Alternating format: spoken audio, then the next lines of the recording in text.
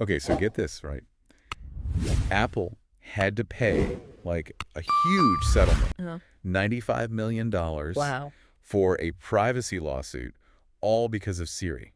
Oh, wow. Siri. Yeah. Our lovely little helper, Siri. Yeah. The one that we use for like everything. Everything Reminders. and Yeah. directions. Yeah. Like, what if Siri was actually listening in? Right. Well, that's the thing. That's what this lawsuit's all about. Oh, really? It says that Siri was recording stuff even when people didn't say, hey, Siri. Really? Yeah. And then that data might have gone to, other companies. Like other people, not Apple. Right. Have you ever, been talking about something and then you see an ad for it? Oh, all the time. Yeah, me too. It's so creepy. I swear, my phone's listening to me. I know. It's like They know. they know everything. They know what I want before I even know. Okay, so this lawsuit, it's full of stories like that. Yeah, people getting ads for things they only talked about, never searched for online. Like one person was talking to their doctor about a surgery. And then they see ads for it. Ads for that surgery. Oh, my God. Another person, they were talking about baked ziti with a friend. It's so specific. I know, right? And then bam, ads for baked zitis everywhere. Okay, but how? How is this even possible? Did Siri, mishear something? Well, the lawsuit talks about Siri being accidentally turned on by random sounds. Well, stuff like a zipper. A zipper. Yeah, or even just raising your Apple Watch. Really? Yeah, Just like that? apparently. And that's where the whole flaw in the voice recognition tech comes in. So it thinks it's hearing, hey, Siri, even when it's not. Exactly, and starts recording without you even knowing. Okay, so let's say Siri's recording all these little conversations. What happens to it? Are they selling our conversations? Well, they say they're not directly selling the recordings, Okay. but they're still using the information, right? Even a little snippet can tell them a lot about you. Yeah, that's true. It's all data. Data, yeah. They can use it to figure out what you're into, what you do, even how you feel. They can build a whole profile on you. Exactly. And those profiles, they're worth a lot to advertisers. So even though Apple's saying they didn't do anything wrong, that $95 million might just be the price of doing business. For all that data they got. Yep. Think about how much Apple makes in a year. Almost $100 billion in profit. So $95 million is nothing to them. Basically a drop in the bucket. A drop in the bucket, yeah. Mm. Some people are even saying that this is just the cost of, living in this digital world. I mean, it's true. Data is everywhere. But shouldn't there be, a bigger penalty, something that actually makes them change how they do things? That's the question, isn't it? What would that even look like? Some people think fines should be based on how much money a company makes. So a percentage. Right. Others think it's got to be more than just fines. Like what? Stronger laws, maybe even criminal charges for really bad stuff. That's serious. But if $95 million doesn't even faze Apple, what will? Right. It makes you wonder if they'll ever truly care about our privacy. And here's another thing. It's not just Apple. There's a similar lawsuit against Google, too, for their voice assistant.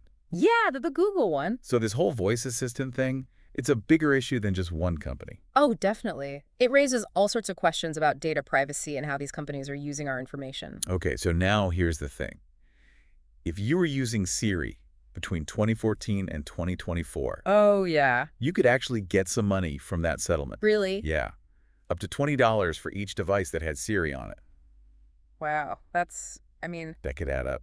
Yeah, a lot of people have more than one Apple product. I know, I'm going to check if I can get some of that money. Yeah, me too. But, even if you get some money back, it doesn't solve the problem, right? No, not at all. Because even if they delete those recordings, we still don't know how much data they're collecting in other ways. That's what we'll be talking about in the rest of this deep dive. It's like, if it's not through our phones, how are they getting all this information? Exactly. Yeah. And what can we do about it? So stick around. We'll be right back. It's like they're building this giant puzzle about you. Huh? A puzzle with all your information. Like a profile. Yeah, a profile. And every website you visit, every app you use. Oh, like every purchase? Yeah, it all adds another piece to the puzzle. And they can use that to, figure out what you'll do next. Exactly. And then target you with ads. Which is what we were talking about before. Exactly. And it's not just the obvious things, like your search history. Or location? Yeah. They're tracking way more than that. Really? Like what? Oh, like how you scroll on a website. No way. Yeah. Or how long you read an article. They track that. It's all data. And with the Yeah. technology now, they can analyze it in crazy ways. I've heard about that, like machine learning and stuff. Right. Algorithms.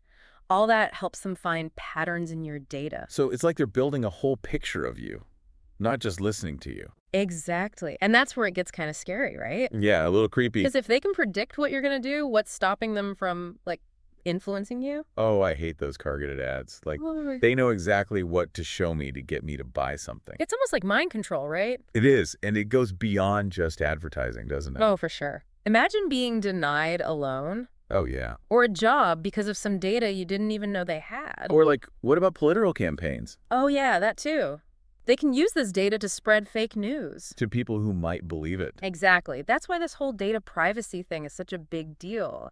We got to start asking some tough questions. Yeah, like what can we actually do about it? Well, there are things we can do both individually and together as a society. Okay, let's start with individual stuff. What can I do, like, right now? First thing is, know what data they have on you. How do I even do that? Some companies let you download your data. Really? It's kind of eye-opening to see what they know. I bet. And then what? Once I'm properly freaked out. Then you can be more careful about what you share. Okay, so be more aware. Right. Watch out for those cookie banners. Oh, yeah, those things. And you can use a browser that's focused on privacy. Oh, so not just, like, clicking accept all. No, be more careful about that. You also have the right to ask companies to delete your data. I can do that. It's not always easy, but it's worth trying. Okay, so I can be more aware. I can, like, change my settings. Mm-hmm. But isn't it still a problem if companies are just, like, sucking up data everywhere? That's why we need better laws. Okay, laws. Like what? Like that GDPR law in Europe. Oh, yeah, I've heard of that. Does the U.S. have something like that? Not really. There are some privacy laws, Yeah. but nothing like GDPR. So we need to, like, tell our politicians to make better laws. Right. And support organizations that are fighting for digital rights. Oh, so, like, vote with our wallets. Exactly. Choose companies that actually care about privacy. So be aware, tell politicians to make better laws, and support the good guys. Yeah, pretty much. It's like a three-pronged attack.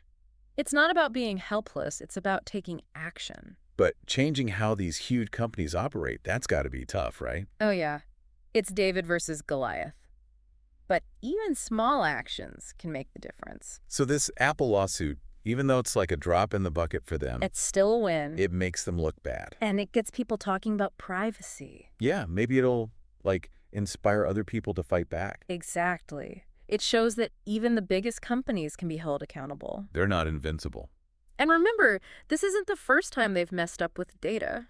Facebook, Google, they've all had their problems. Yeah, it's a pattern. So here's something I've been thinking about. What's that? These companies, they make so much money, and we use their stuff every day. Yeah, that's true. Can we really escape them? Like their data collection? That's the million-dollar question, isn't it? Yeah. We live in a digital world. We do. So is it even possible to not give them our data? It's tough. You can't really opt out completely. But you can be smart about it. Be more aware. Exactly. It's about finding the right balance. Convenience versus control. Yeah, that's the challenge. Like we're always giving up something, Hey, right? that's like a trade-off. Our data for convenience. Our privacy so they can personalize stuff. That's how it is now. But what if we could change that? Change it how? What if instead of trying to stop data collection altogether, we focused on tech that was built with privacy in mind from the beginning? Oh, so like instead of collecting everything, Right. they only collect what they absolutely need. Yeah. Wouldn't that be better? That sounds like a huge change. It would mean changing how a lot of digital stuff works. But like, is that even possible? I think so. Imagine you get to decide exactly what data you share. With each company. Yeah. No more of those accept all cookies things. You'd have like total control. Exactly. You get to choose. That would be amazing. But would companies ever actually do that? It's hard to say because their whole business model is based on data. Yeah, that's how they make money. But maybe, just maybe, this Apple thing will push them in the right direction. It's making people think about it more, right? Yeah. And hopefully it'll lead to some real change. You know, I was thinking about that whole cost of doing business thing. Yeah. Maybe we need to change what that cost actually is. What do you mean? Like, what if companies had to consider the ethics of how they use our data? Oh, so not just the financial cost. Right. Like, what if they were held responsible for manipulating us with our data? That would definitely change things. It's not just about data being valuable, it's about respecting people. It's about our rights. Exactly. Our data is part of who we are. It tells our story, yeah. And we should be the ones in control of that story.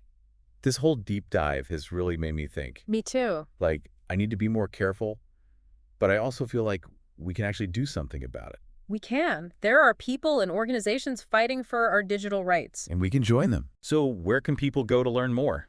We've got tons of info in the show notes for this episode. Oh, perfect. Links to organizations, guides on how to protect your privacy. That's awesome. Mm. Any last thoughts before we wrap up?